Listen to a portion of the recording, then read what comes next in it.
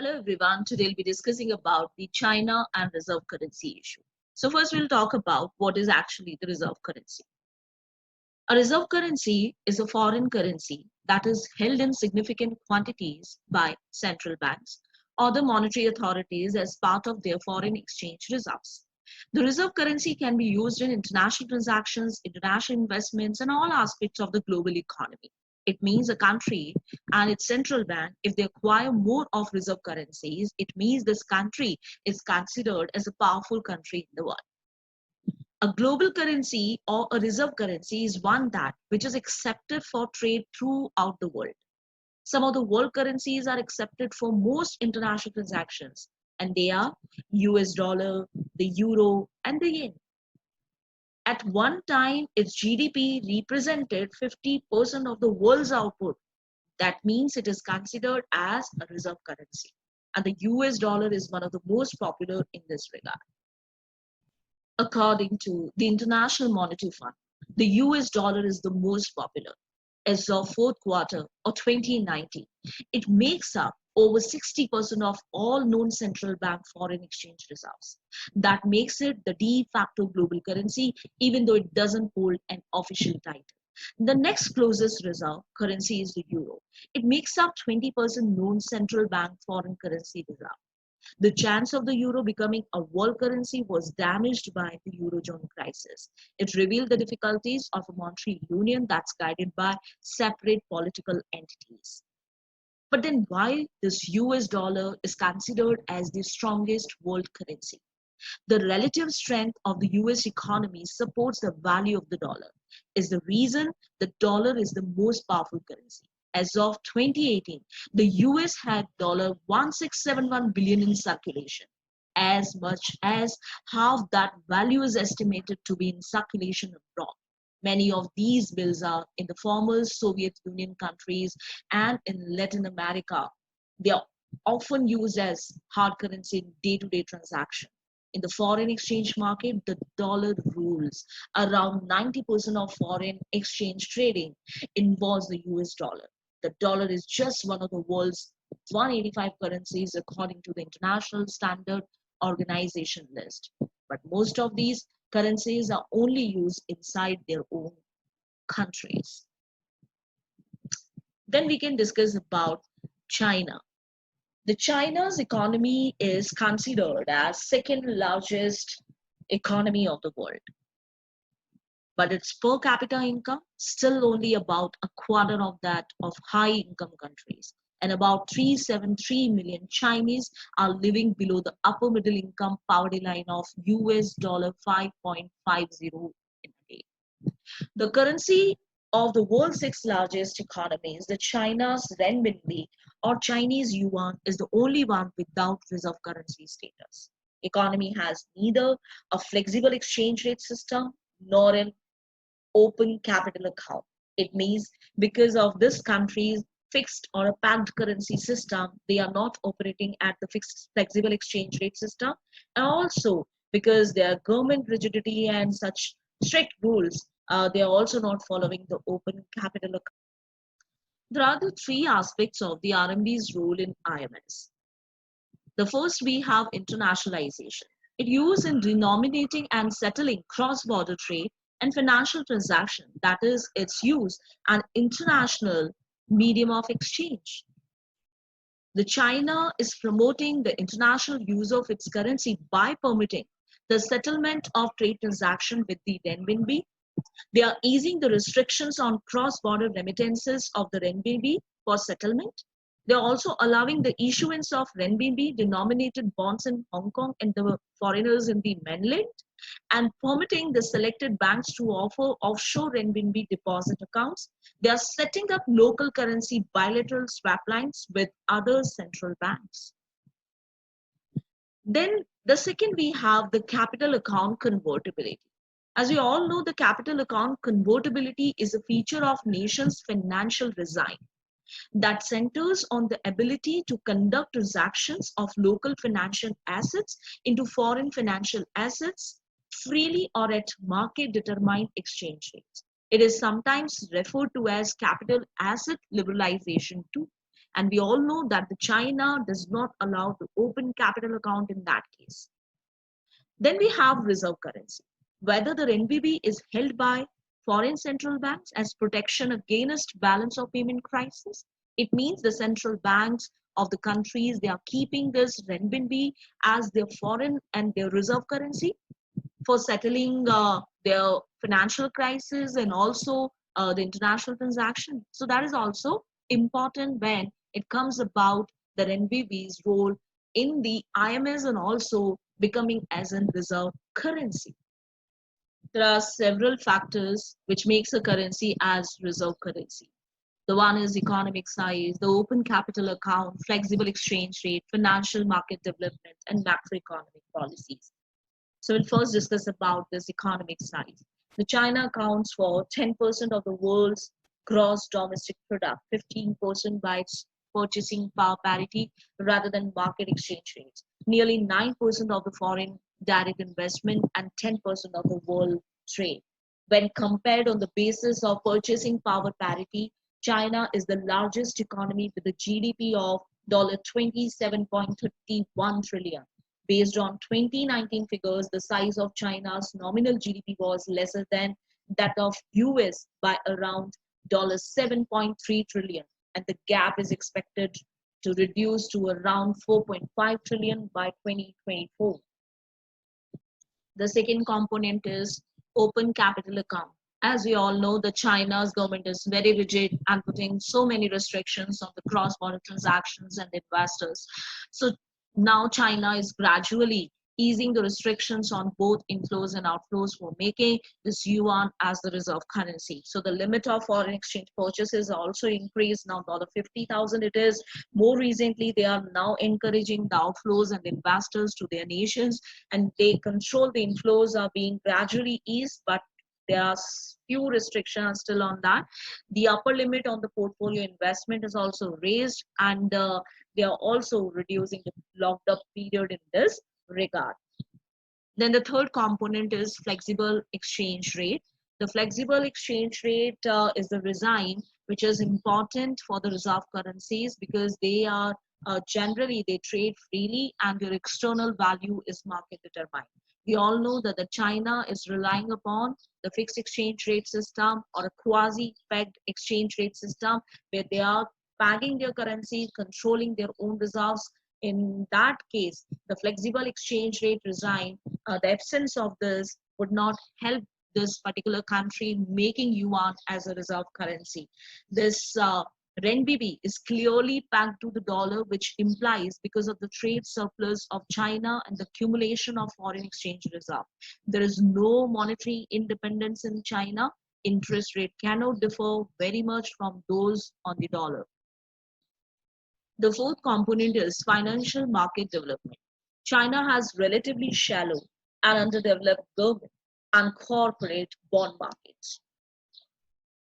In order to establish yuan as reserve currency, it also has to strengthen its foreign exchange and derivatives market. The China stock market is an exchange where shares of Chinese companies are traded. It was founded 100 years ago.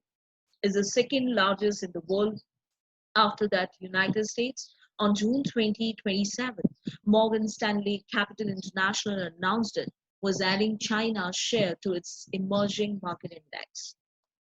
But unlike the US stock market, China's stock market doesn't indicate the health of Chinese economy.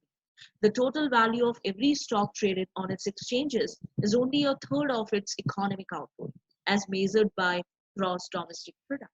That compares to 100% for most developed countries. In China, less than 20% of households' wealth in the stock market. Instead, most are fully invested in real estate. The market is cooling after overheating. The banks only offer low interest rates on saving accounts since the central banks keeps rates low to make lending cheap. There are no social security or pension funds in China, so workers save relentlessly to pay for their retirement.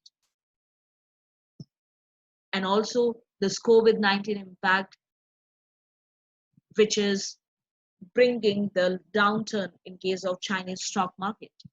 The China stock fell to 6 weeks lows in March 2019, in line with global market as investor sentiments remain fragile after coordinated efforts by the central bank failed to ease worries over the coronavirus impact. The Shanghai Composite Index closed 0.3% lower at 2,779.64, falling for the fifth trading day and hitting its lowest level since Feb 4, when investor wiped $700 billion off the Chinese stock market on fears of an epidemic.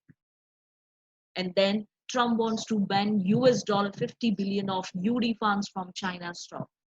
The US thrift saving plan is scheduled to transfer $50 billion of its international fund to mirror an MSCI All Country World Index, which captures equities in emerging markets, including China.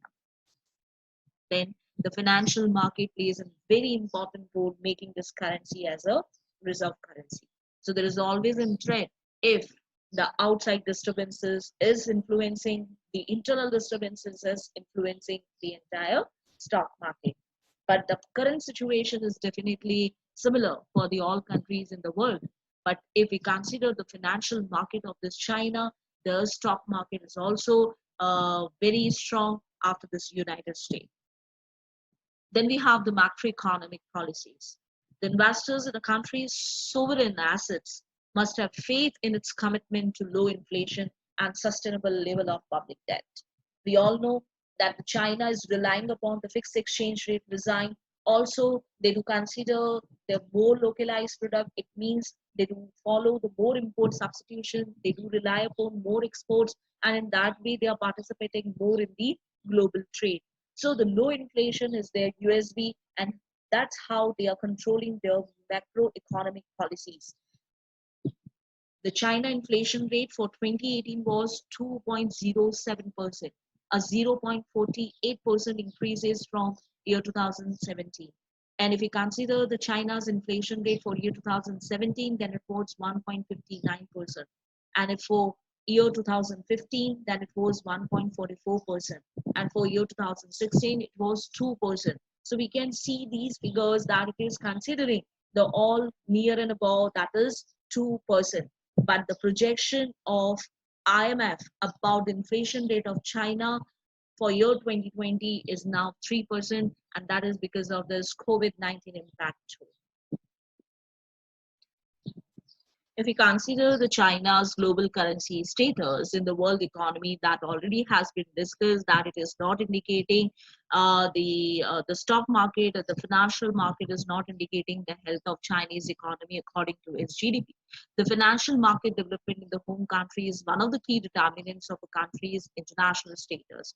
For making more strengthen this financial market development, they require three major components. The one is the breadth, then the depth, and this liquidity.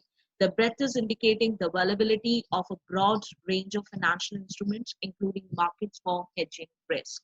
Then the depth is also required because it's indicating a large volume of financial instruments in specific market.